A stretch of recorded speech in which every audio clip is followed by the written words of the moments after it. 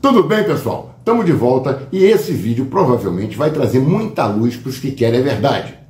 E por outro lado, vai provocar muito mimimi nos que são apenas torcedores. Vocês vão estar assistindo esse vídeo agora, provavelmente eu já devo estar numa cidade do interior aqui do Rio, que eu vou descansar com os amigos, encontrar a turma lá. Convidei até a gatinha para ir, mas não deu. Negócio de solteiro. Vamos, mas não me deu resposta, então deixa para lá. Vou com meus amigos, tá tudo bem, mas vamos ao vídeo, que é o que interessa. Mas antes disso, eu queria que vocês pensassem num seguinte detalhe.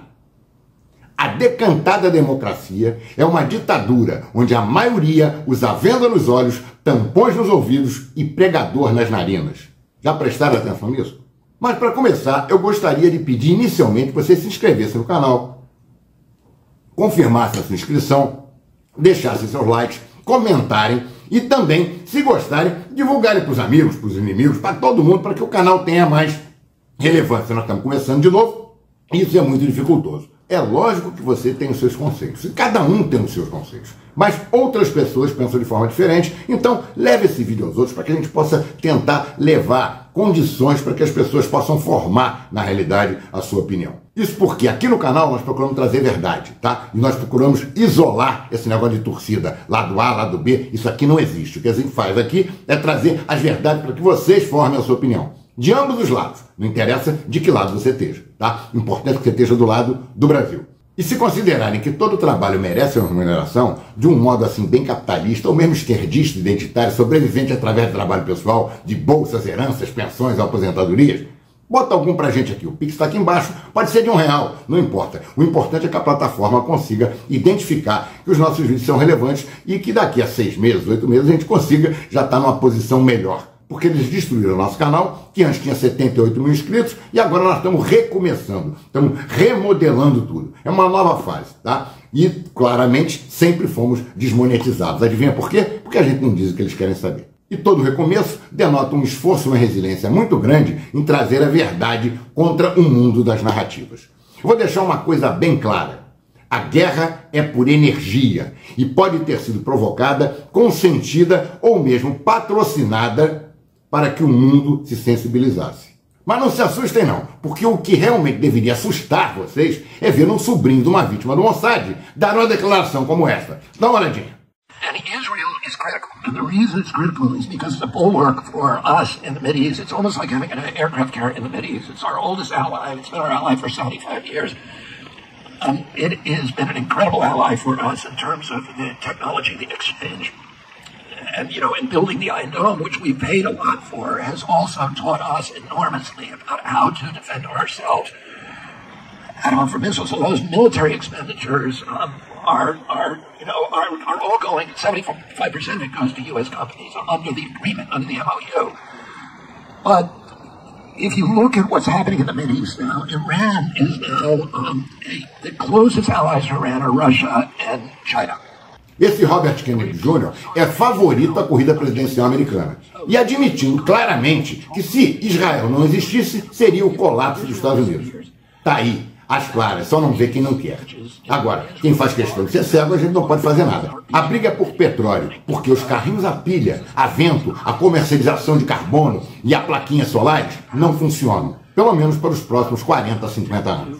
To influence affairs in the Mideast, if Israel disappeared, Russia and China would be controlling the Mideast, and they control 90% of the world's oil supply, and that would be cataclysmic for U.S. national security. So that's the answer to you. Outra coisa que é uma grande piada é essa historinha de Hezbollah no Brasil, que tomou conta das mídias aí. Eu só vou deixar uma frase para vocês raciocinarem. O Mossad não previu atentados em Israel, mas conseguiram vir aqui, prender 11 no Brasil e fizeram um grande barulho. Aqui eles conseguiram, mas lá não, porque deve ser mais perto, né?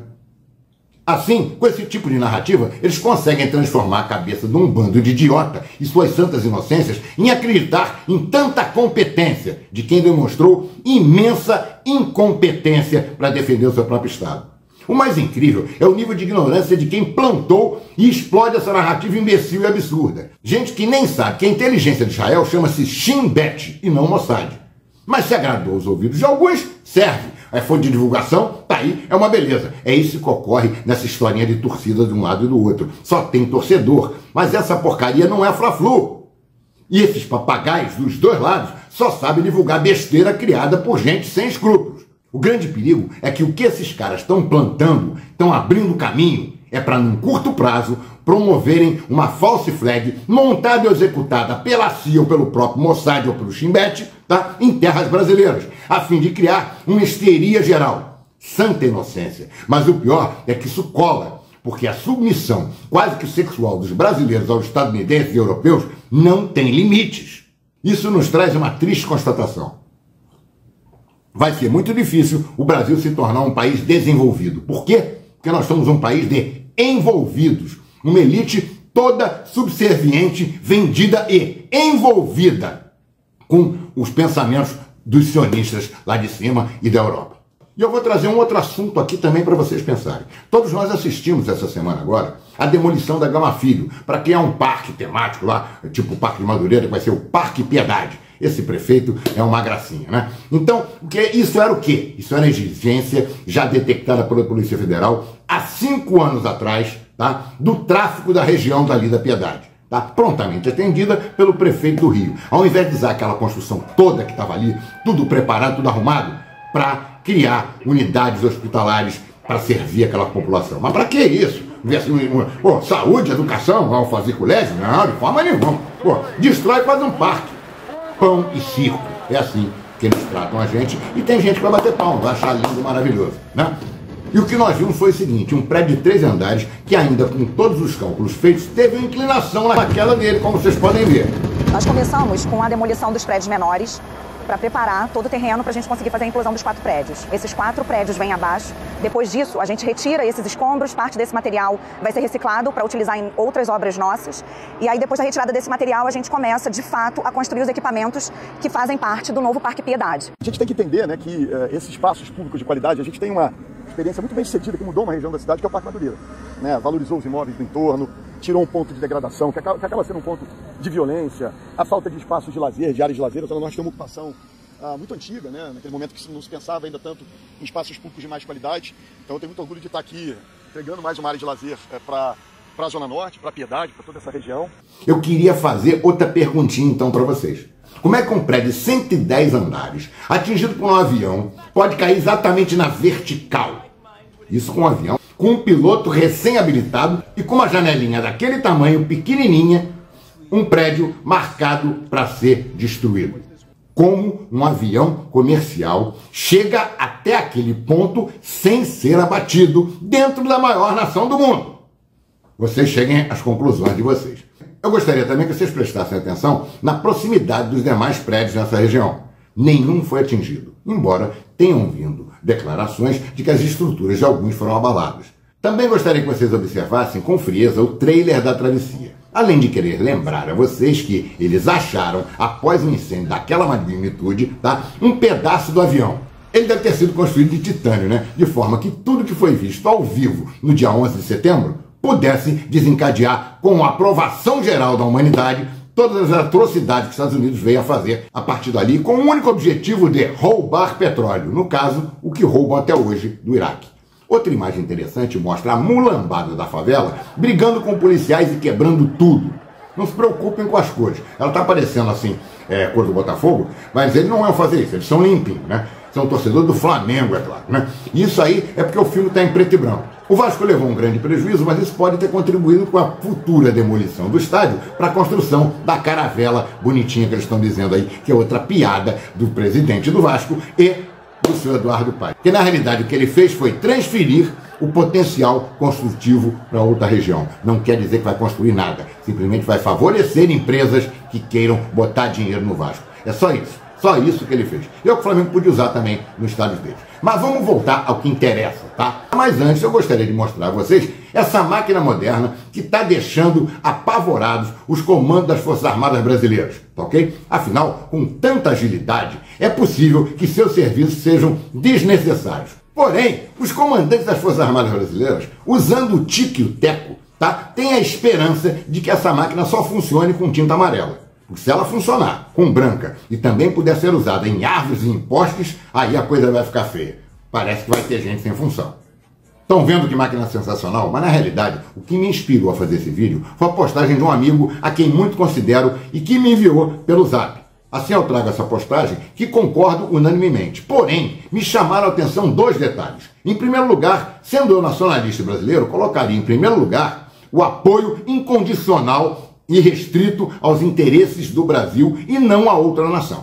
Pois dentre os meus conceitos pessoais, que acredito sejam da maioria dos humanos, não vejo onde pode existir, dentre todos os nobres conceitos listados, um apoio a um Estado ou mesmo a um governo que no momento cria instabilidade ao planeta, à humanidade ou até mesmo à sua própria existência, que não seja o da nossa nacionalidade. Pensar em Brasil é o mais importante. A gente tem que parar com essa palhaçada de é Brasil, pomba, é Brasil, tá ok? Agora vamos para outro assunto. As milícias do Iêmen, os Houthis, derrubaram 3 drones norte-americanos de 32 milhões de dólares cada. Eu estou falando de 157 milhões de reais cada um, tá? E me refiro ao mais temido drone estadunidense, o MQ-9 Raptor, tá? Aquele que é o fera dos caras, o que tem de melhor. E eles fizeram isso usando um dos mais usados mísseis dos Estados Unidos, o Hellfire, que custa cerca de 150 mil dólares, o equivalente a 725 mil reais. Os mesmos cedidos à Ucrânia pela OTAN. Engraçado, né? A gente dizia que a Ucrânia estava vendendo os armamentos que a OTAN dava para ela e todo mundo chamou a gente de maluco, falou que estava indo para a África, para o Oriente Médio, e que iam aparecer em guerras de terror. Mas fazer o quê? Tá aí, né? Mais uma vez a gente acertou. Outra coisa engraçada é que o projeto de criação de um canal para o Mediterrâneo através da faixa de Gaza seria controlado por Israel. Presta atenção. Há um projeto, tá, de criação de um novo canal para um corredor comercial para os Estados Unidos, que serviria principalmente aos Estados Unidos, que passa pela faixa de Gaza. Está explicado por que a matança e expulsão dos palestinos do norte de Gaza? Eu acho que sim, né? Porque está desenhado, está aí para vocês verem exatamente como é. E é tudo por grana, foi tudo pensado. Por isso, Israel permitiu, tá? No mínimo, permitiu que o ataque do dia 7 de outubro tenha acontecido, como nós já falamos em vídeos anteriores, onde inclusive as próprias forças israelenses mataram diversos israelenses. Dezenas deles, tá? Então, vocês vão vendo como é que funcionam as narrativas, como é que se preparam tudo. Fora o negócio do petróleo e do gás que foi encontrado lá na faixa de Gaza e que nós já conversamos sobre isso também em vídeos anteriores. Entenderam também por que aconteceu essa revolução colorida no Egito, onde colocaram no poder uma junta militar representada por esse general aí para os Estados Unidos? Mas lá abaixo, os Estados Unidos são uma democracia. Verdade, eles são muito democratas, desde que fale apenas o que eles querem ouvir e deem voz apenas às narrativas que eles querem. Esse recadinho é tipo assim: cortem todos os canais de narrativa opostos que possam contradizer nossas mentiras. Façam como a zona do euro, proíbam o Sputnik, Al Jazeera e outros. Caso contrário, pagarão um precinho. Foi o recadinho que eles mandaram para o Brasil, tá? Me desculpa o chapéu de alumínio, mas isso mais me parece uma máfia do que democracia, tá? É ação da máfia, tipo, ó, faz isso, senão eu vou te dar uma cacetada. Ou então, se você fizer, pode ser que eu te dê uma proteçãozinha. Isso fica muito claro como nós mesmos daqui do canal temos diversos problemas para acessar outros canais que sempre acompanhamos. Tanto de notícias da Ucrânia, quanto de notícias do Oriente Médio, tudo isso. Está sendo bloqueado tudo. Nós estamos tendo que entrar com outros logins de outros países para conseguirmos continuar vendo. Porque algumas coisas ainda passam no Telegram. Mas as outras redes, as outras plataformas, cortaram tudo. É difícil demais você acessar. Faz a experiência aí. Bota alguma coisa. A Rússia destruiu, você vai achar lá, a Ucrânia fez não sei o quê. Bota alguma coisa lá. Israel perdeu, não sei lá. Israel ganhou, não sei o quê. Faz a tua experiência aí no Google. Você vai ver exatamente isso. Como estão direcionando tudo para um pensamento coletivo único, tá? Que é sobre a narrativa deles. Agora eu vou trazer para vocês cenas de um combate de rua em Gaza, onde 3 Merkava são destruídos, além de M113 também. Lembrando que cada Merkava tem uma tripulação de 7 israelenses.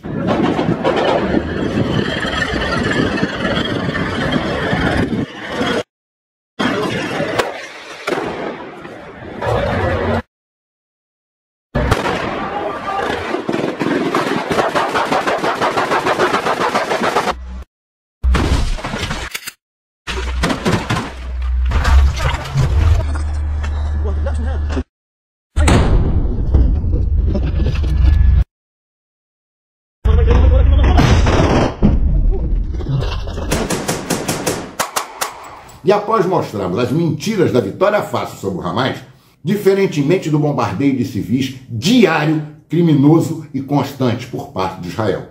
gostaríamos de mostrar a vocês a realidade vista pelos olhos de um líder judeu, com a palavra Shahar Goldweiser. Para entender o sionismo, é muito importante a gente fazer uma distinção entre o que é o sionismo que foi idealizado pelos pensadores sionistas lá atrás e o que é o sionismo que a gente denomina de sionismo real, que de fato aconteceu. Por que é importante fazer essa distinção? Porque o sionismo ele foi uma ideologia que surgiu lá atrás, no começo do século XX, com a intenção de realmente buscar um espaço no qual os judeus pudessem viver em segurança, não corressem risco de extermínio. E essa foi a ideia original. Isso foi o que motivou os judeus, de fato, irem colonizar a Palestina. Isso não é necessariamente o que aconteceu. Na verdade, pelo contrário. O sionismo, quando ele se expressou de forma concreta, ele se expressou como uma colonização europeia no território árabe, no território palestino, no Oriente Médio. Então, a primeira coisa para entender o sionismo é entender que, muitas vezes, para muitas pessoas, por exemplo, da comunidade judaica, o sionismo pode significar, ou pode representar, movimento de autodeterminação, movimento de libertação, movimento de combate ao antisemitismo. Porém, do ponto de vista concreto e do ponto de vista dos palestinos, esse movimento significa a colonização da sua terra, a destruição do seu modo de vida, a destruição da sua cultura, a destruição das suas tradições. Então, o que a gente procura trazer de inovador para o debate é tentar entender que sim, existe uma intenção, por parte dos judeus, existiu uma intenção por parte dos judeus de combater o antissemitismo, de buscar criar lugares seguros para conviver no planeta Terra junto a todas as outras pessoas, porém, que isso não deva necessariamente acontecer pagando o preço da colonização de um outro povo. E como que a gente pode não só reverter essa situação, como contribuir com a descolonização desse povo perante esse Estado, que é o Estado de Israel, que, obviamente, ele se demonstrou da forma concreta como um projeto político, um projeto econômico, um projeto que representa interesses geopolíticos das grandes potências da Europa e dos Estados Unidos, e que, portanto, acaba até mesmo sequestrando a própria essência desse projeto, a própria essência, a própria judaicidade desse projeto. Porque a gente entende como judeu, como judaísmo, uma cultura que busca solidariedade, uma cultura que busca se adequar aos diferentes países, aos diferentes contextos que o Estado judaísmo já passou, e conseguiu se adequar, conseguiu se incorporar, conseguiu participar, conseguiu contribuir, inclusive, culturalmente, cientificamente, economicamente. Então, na verdade, o nosso coletivo, ele, primeiramente, tem como objetivo ser solidário à causa palestina, ser solidário ao processo de descolonização da Palestina, e ao mesmo tempo, a gente também vê que é importante que esse projeto sionista, que talvez realmente lá atrás tivesse tido alguma intenção positiva, que talvez aquelas pessoas que saíram das suas casas, ou que realmente precisaram ir para Israel, porque sim estavam sendo perseguidas, aquelas pessoas talvez não fossem mal intencionadas, mas que de fato elas cometeram um crime. E esse crime vem se perpetuando há mais de 75 anos. E está na hora de dizer chega, porque esse crime acaba contaminando o nosso próprio judaísmo, e acaba deixando ele refém desses interesses geopolíticos, desses interesses econômicos de grandes potências. Porque de fato, Netanyahu, ele é uma pessoa abertamente racista, ele é abertamente islamofóbico, ele deu declarações horríveis nos últimos tempos, deixando clara a sua intenção pelo extermínio do povo palestino e pela destruição total de Gaza. Então, é o mínimo, eu acredito, que as pessoas sejam contra uma pessoa dessa. Mas é um ponto muito importante aí, e é um ponto que é justamente a virada de perspectiva, que, por exemplo, o nosso coletivo propõe. Porque quando a gente fala em eleições em Israel, a gente está falando de eleições na qual participa apenas a população que habita um território que hoje é considerado, os territórios dos palestinos chamam de território de 48, que seria Israel, onde a maioria da população é judaica, onde a maioria do Congresso do Parlamento é judaica, onde nunca houve um presidente como primeiro-ministro que não fosse judeu, e onde há uma pequena minoria árabe, de palestinos, que habitam dentro de Israel, que tem direito a voto, mas que tem uma mísera bancada parlamentar que não consegue atuar politicamente porque nunca é colocada nem nas coalições de direita, nem nas coalições de esquerda. Eles nunca conseguiram participar do espectro político israelense. Porém, o Estado israelense, ele, digamos assim, legisla, ele controla uma população muito maior, que não tem a possibilidade de votar contra o Netanyahu. Por exemplo, a população da faixa de Gaza. A população da faixa de Gaza vive sob ataque israelense, vive sob cerco israelense. Israel controla o acesso à comida, o acesso à água, o acesso à eletricidade, o acesso de remédios, todo o comércio, toda a entrada e saída de bens, tudo é controlado por Israel. E, inclusive, Israel pode cortar esse acesso quando quiser, e é o que a gente está vendo agora, Israel cortando esse acesso. Mas essas pessoas, apesar de viverem sob o jugo israelense, não têm a possibilidade de votar em Israel. E a mesma coisa acontece na Cisjordânia, onde, de fato, o regime de apartheid ele é muito mais evidente. Porque na Cisjordânia, você tem palestinos e israelenses vivendo de forma próxima, porém de uma maneira completamente segregada, por diversas estradas, muros, cercas, e você tem essas duas populações vivendo no mesmo território, porém, a população que é judaica, ela é regida pelo Código Civil, pela legislação civil, e a população palestina é regida pelo Código Militar israelense. A população civil israelense vota por parlamento em Israel, como, por exemplo, poderia votar contra o líder, mas justamente as pessoas que votam a favor. Os palestinos, eles não têm essa possibilidade. Então, acho que esse é o ponto-chave, que tem que ser discutido nessa situação. E é por isso que a gente traz tanto a similaridade entre o regime que hoje tem Israel e Palestina com o regime de apartheid da África do Sul. Existe uma clara semelhança, porque você vê que há duas populações que habitam o mesmo território, que estão subjugadas pelo mesmo Estado, porém apenas uma parcela da população tem direito a votar, tem plenos direitos, vamos dizer assim, de forma mais sintética. Enquanto outra população não só não vota, como é excluída, marginalizada, tem direitos cerceados e ainda vive sob uma ocupação militar, Então, se, por exemplo, um israelense cometer um crime na Cisjordânia, ele vai ser julgado pelo Tribunal Civil, mas se um palestino cometer um crime na Cisjordânia, ele vai ser julgado pelo Tribunal Militar. Então, isso define claramente que isso é um regime de apartheid. Então, quando a gente vai ver a política interna, quando a gente conversa com os palestinos sobre política interna israelense, para os palestinos nunca fez tanta diferença se Israel havia governos de direita ou de esquerda. Porque para eles, a ocupação se manteve, independente da corrente política do governo. Digo mais, a Nakba, a criação do Estado de Israel e a grande limpeza étnica, que foi o maior crime cometido por Israel até hoje, em 1948, foi realizada por um governo sionista de esquerda, não foi realizada por essa direita. Então isso é algo que é muito claro, tem que ficar muito claro, assim. Apesar de internamente, no que diz respeito talvez a tratativas internas civis, do cotidiano dos judeus que habitam em Israel, há diferença entre direita e esquerda. Mas os palestinos, eles estão à margem disso, eles não participam desse sistema político. E portanto, para eles não faz nenhuma diferença se é o governo de esquerda ou de direita. É muito similar ao que acontece aqui, quando você vai, por exemplo, conversar com a população da favela da Maré, a respeito da intervenção que houve na Maré em 2014, que foi na época da transição do governo Dilma.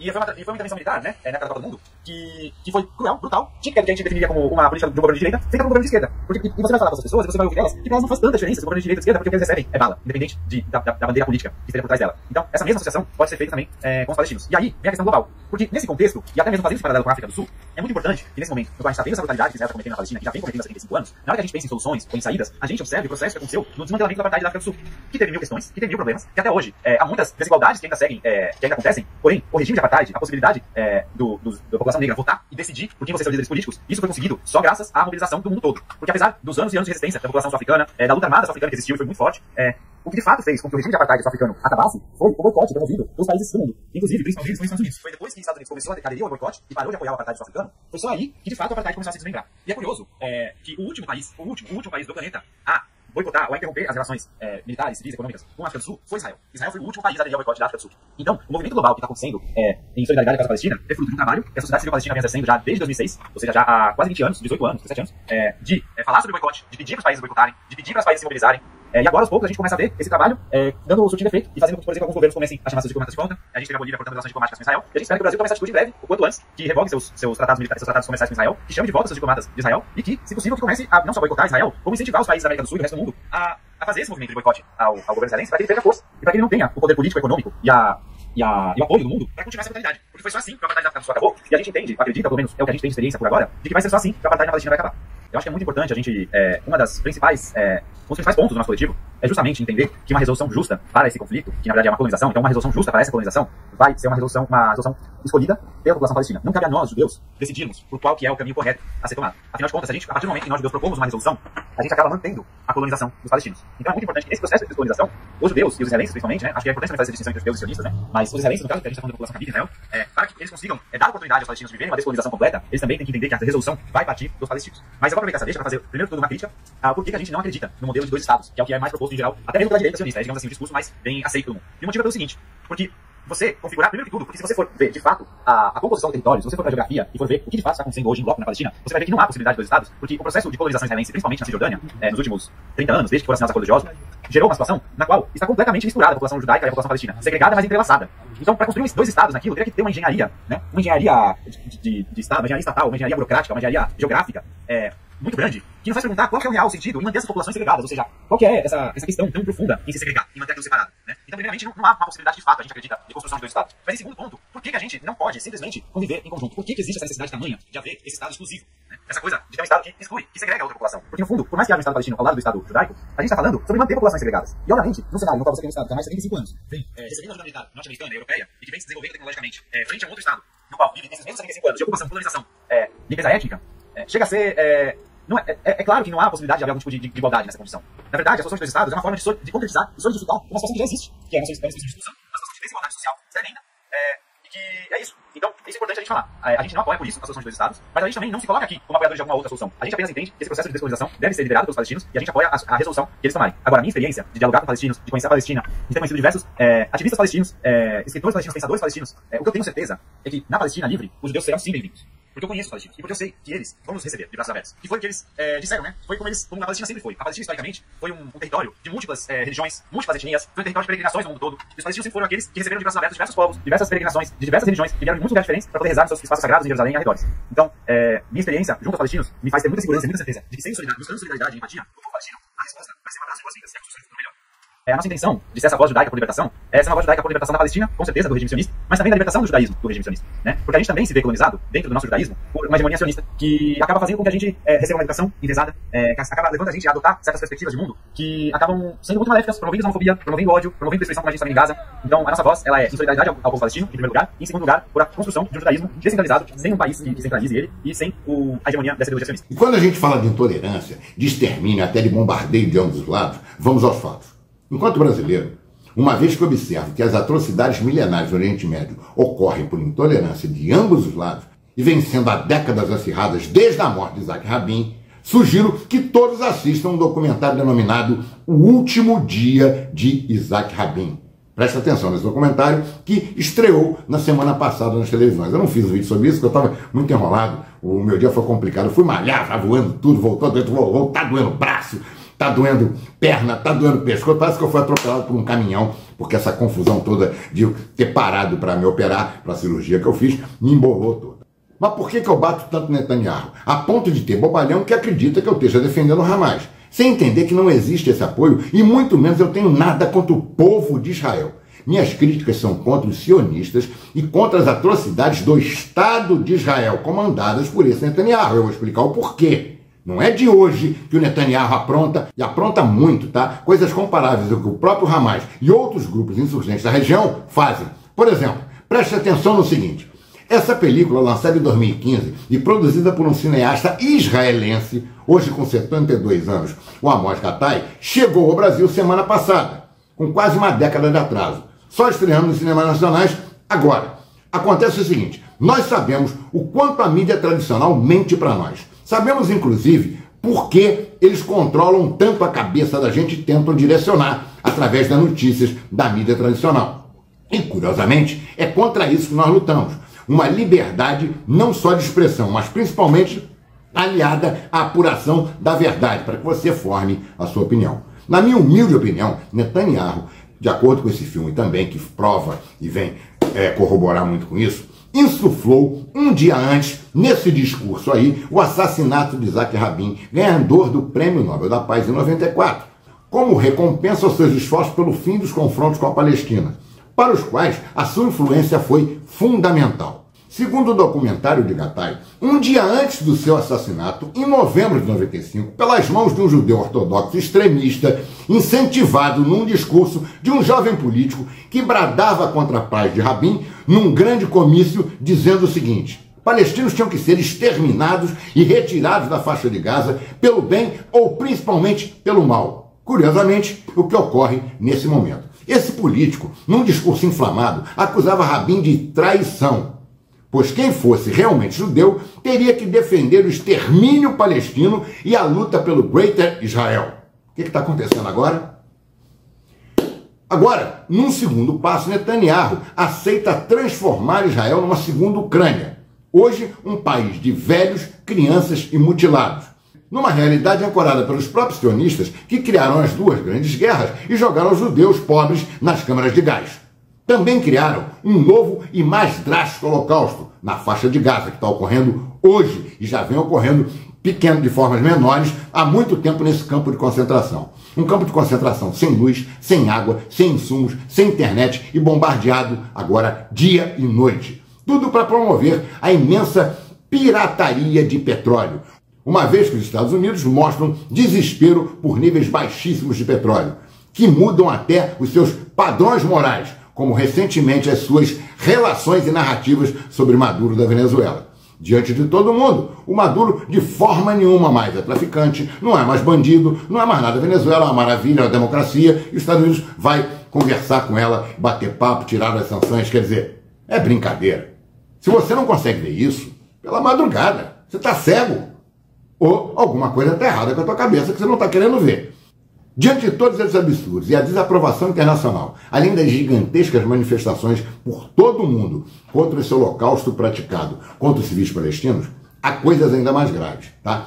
O que está acontecendo? E vocês podem ver que tanto Tel Aviv está sendo vazado toda hora por foguetes, cadê o aerodrome eu não sei, porque não está funcionando, como também todas as maravilhas vendidas sobre o Merkavá estão se comprovando que não funciona, tá? Está virando churrasqueira israelense, onde, na sequência desses vídeos, vocês podem ver que pelo menos 14 foram destruídos pela RPG-7, uma arminha da década de 60, tá? Que lança granadinho e o tanque, blum, acabou o sistema Trophy, acabou na cadeia. Onde está?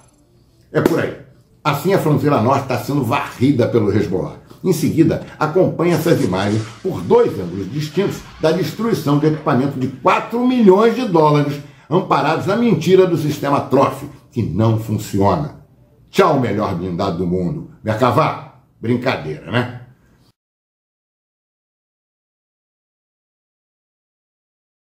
Assim, como mero estudioso, eu tenho trazido a vocês aquilo que eu acho importante, as visões plausíveis sobre o que pode acontecer, baseado no estudo do passado e vendo um pouquinho do conhecimento empírico ou relatado, confrontado com a fotografia do momento, para que a gente chegue a consequências e subconsequências que podem vir a acontecer com relação ao que está se demonstrando no momento.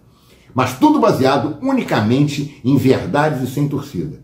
O que tem denotado alcunha de comunista, direitista, anarquista, ou até mesmo defensor do terror. Os caras xingam a gente de tudo que é jeito, eu não estou nem aí. Tá? Eu falo o que eu acho que o Brasil precisa ouvir Se gostarem, ótimo. Se não gostarem também, que se dane. Mas eu acho que eu estou passando a minha contribuição. Quem sabe um dia no futuro ela fala, pô, aquele cara falou isso.